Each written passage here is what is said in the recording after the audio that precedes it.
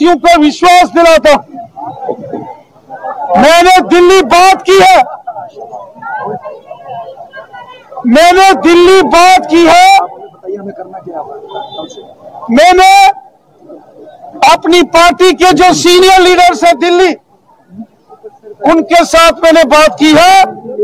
जो बाबू लोग हैं वो उतना गहराई से न समझ पाते होंगे, लेकिन एक सियासी जो लीडर होता है, जो जनता का प्रतिनिधि होता है, वो भली भांति जनता की परेशानियों को समझता है। LG go back! LG go back! LG go back! LG go back! Justice! Justice! जरूरत पड़ी आपको साथ लेके दिल्ली चलेंगे, लेकिन आपको बलि का बकरा नहीं बनने देंगे, मैं आपको ये विश्वास दिलाता हूँ। माफ कीजिए राणा साहब, ऐसे हालातों में हमें अटैच कीजिए, यहाँ पे सुनिए, हमारी अटैच कीजिए भाई साहब, हमें मिलने नहीं जाना रात को, हमारी एक डिमांड है, आप उनको करने का दीजिए। मैं इस कोई शौक नहीं है एलजी साहब से मिलने का, कोई शौक नहीं है। आप हमारी आपके साथ चलेंगे टू जम्मू।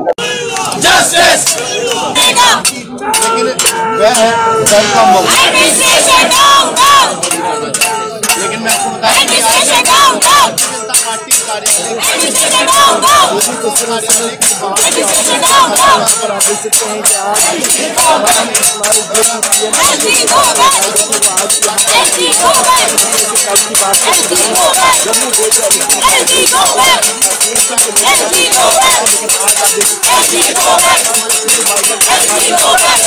मैं आज एक बात वाज़ेह करना चाहता हूं, हम कश्मीरी पंडितों को और जम्मू के जो डोगरे एम्प्लॉइज हैं, जो कश्मीर में काम करते हैं, हम इनको बलि का बकरा नहीं बनने देंगे,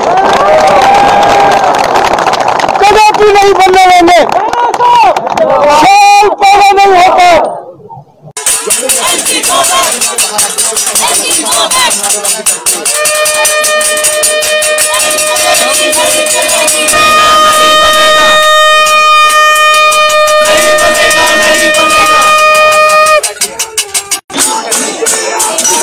के कार्यालय के बाहर यहाँ जितने भी हमारे कश्मीरी पंडित भाई बहन, हमारे नौजवान साथी आए हैं, देखिए जैसे आपको भी तकलीफ हुई है इस बात को सुनकर,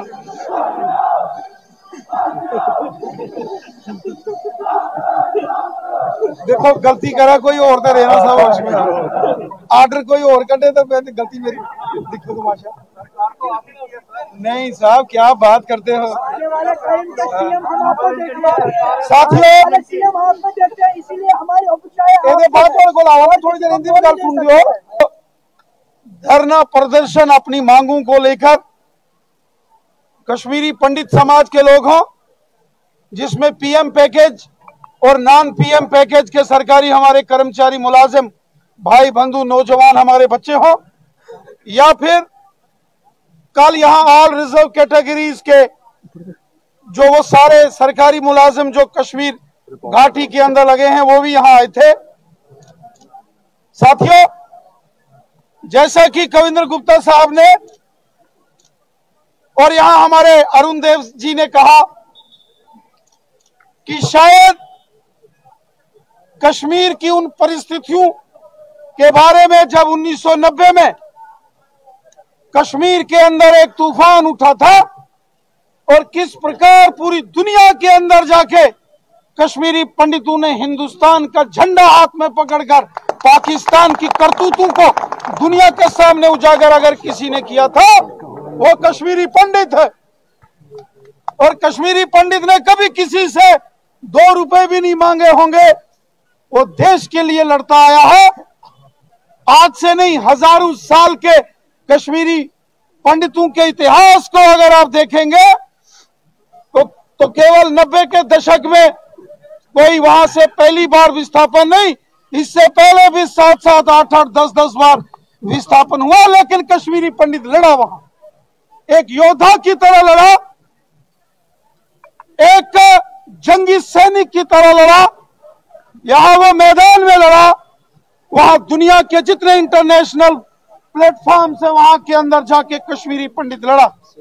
पूरे हिंदुस्तान को कश्मीरी पंडितों पर नाज है, फख्र है पूरे हिंदुस्तान को। कहीं भी कोई चैनल में अगर कोई टुकड़े टुकड़े गैंग का कोई डिबेट में बैठता है, उसको मुंह तोड़ जवाब अगर टेलीविजन डिबेट्स में भी कोई देता है तो कश्मीरी पंडित देता है, सारी दुनिया देखती है। दिल्ली के अंदर हो, मुंबई में हो, जहां हो, न्यूयॉर्क में हो, हमने वो दौर देखा। मैंने भी जब ये माननीय एलजी साहब से बात की और तफसीलन उन्होंने बात सुनी, जब रिलीफ कमिश्नर के ऑफिस के बाहर में आपसे मिलने के लिए आया, मैंने ऑनरेबल लेफ्टिनेंट गवर्नर साहब से बात की।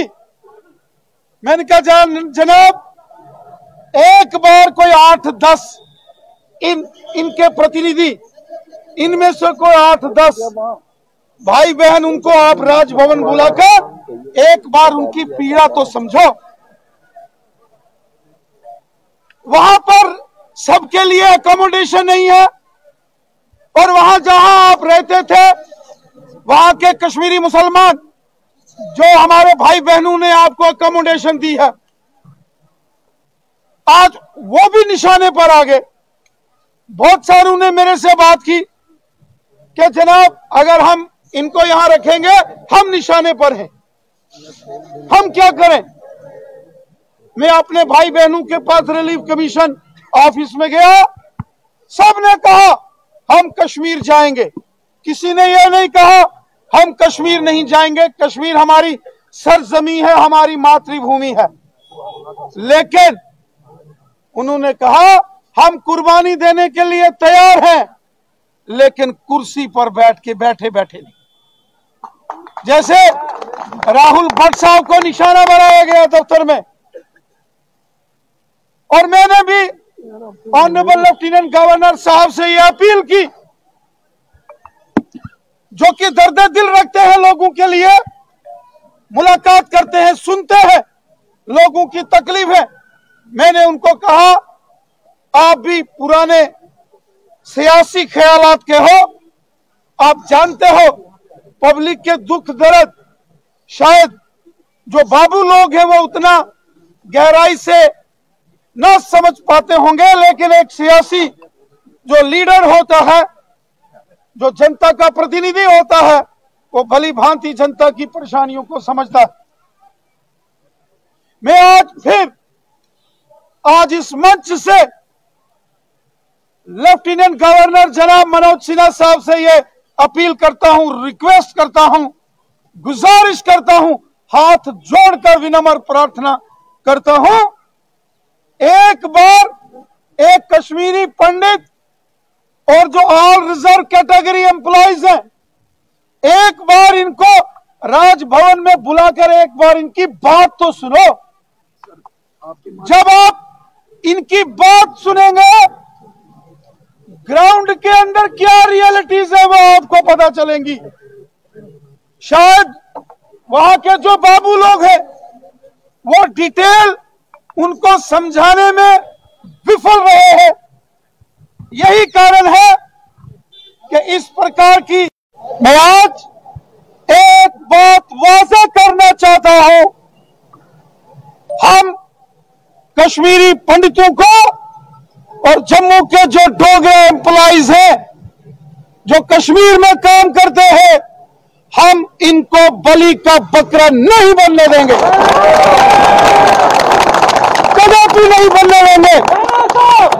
साल पैदा नहीं होता, हम लड़ेंगे मैदान जंग में, और जंगें हमने लड़ी हैं, लेकिन कुर्सी पर बैठ के गोली खाने के लिए ना तो कश्मीरी पंडित है ना डोगरा है। जम्मू कश्मीर पिछले 35 सालों से एक जंग लड़ रहा है।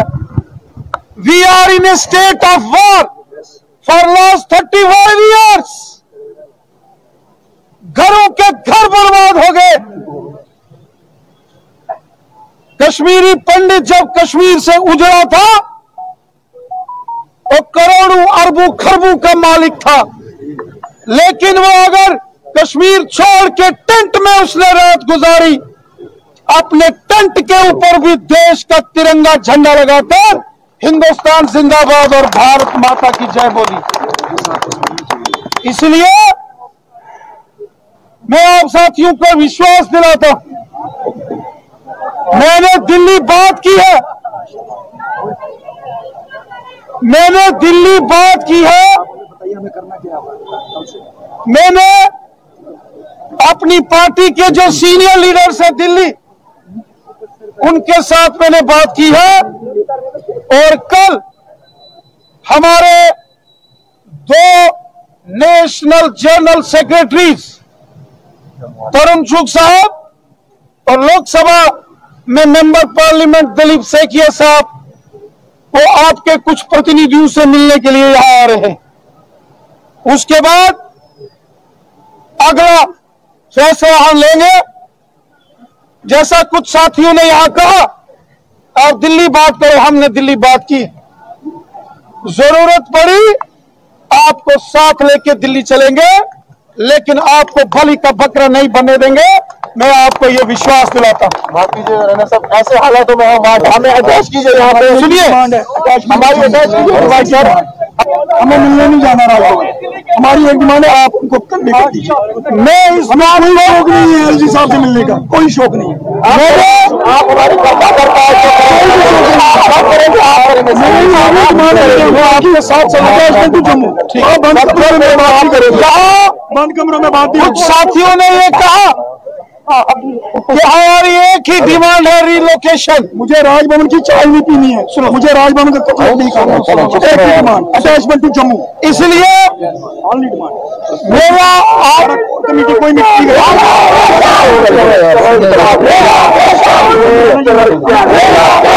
आप हमारी मीटिंग खुद कीजिए। देखिए, मेरी बात सुनिए, एलजी साहब से खुद मिलिए। हम अगर आपके बीच में खड़े हैं, हम आपके साथ खड़े हैं। आपकी जो जो डिमांड्स है वो जस्टिफाइड है।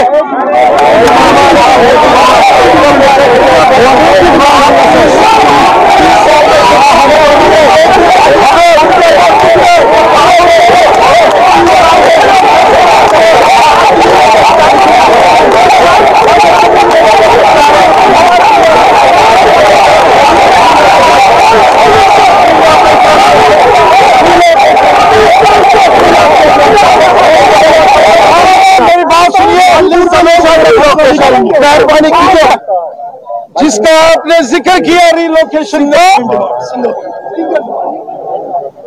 हम इस बात के साथ सहमत हैं भाई, हम इसको नहीं नकार रहे हैं, और इसलिए आपके साथ पूरे तरीके से आपकी इस मांग का हम समर्थन करते हैं।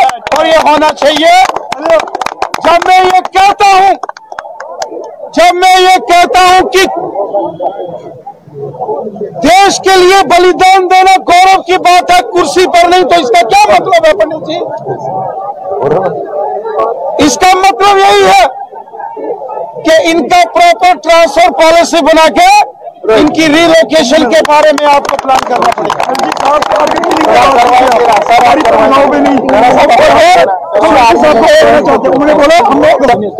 सबने पिछले 15 साल में यही कश्मीरी पंडित कश्मीर में ही काम करते थे, किसी ने ना नहीं की, आराम से जाते थे, और हालांकि उस वक्त भी एप्रीहेंशन होती थी, किसी ने काम से कोताही नहीं की है। लेकिन अब हालात ऐसे बने हैं, सर्कमस्टांसेस ऐसे बने हैं, एक गोली भी चलती है पूरे दुनिया में कितनी बदनामी हो जाती है। खून देख के तनख्वाह ली है। इसलिए लेफ्टिनेंट गवर्नर साहब से मैं गुजारिश करता हूं, और मुझे यकीन है ये जो दर्द भरी आवाज यहां से निकलती है नौजवानों की, बच्चों की, बहनों की, इस आवाज पर वो गौर फरमाएंगे और फौरन कश्मीरी पंडित जितने भी एम्प्लॉइज हैं, इनके लिए रीलोकेशन ट्रांसफर पॉलिसी का वो ऐलान करें। पार्टी ने 2 बड़े सीनियर लीडर्स को, देश पहले है, तिरंगा झंडा पहले है, एक कश्मीरी पंडित तिरंगे झंडे को रिप्रेजेंट करता है। हम आपके साथ हैं, पहले भी थे, हमेशा रहेंगे।